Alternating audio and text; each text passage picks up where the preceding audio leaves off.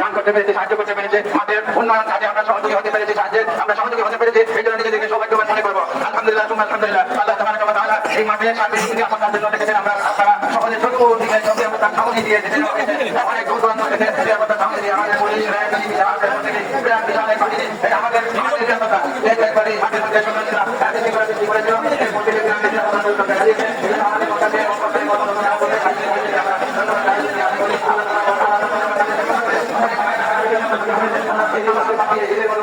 নামাজকে বাদ দিয়ে তারা পাহারাতে আছে, রাস্তার মুড়ে মুড়ে গলিতে গলিতে পাহারারত অবস্থায় আছে। তাদের জন্য আমরা দোয়া করবো আল্লাহ পাক তাদেরকে যেন মাফ করে দেন এবং তাদেরকে যেন বলে থাকবো রাসূল সাল্লাল্লাহু আলাইহি ওয়া সাল্লাম ইরশাদ করেন, খায়রুন নাস মান ইয়ানফাউল্লাহ, খায়রুন নাস মান ইয়ানফাউল্লাহ।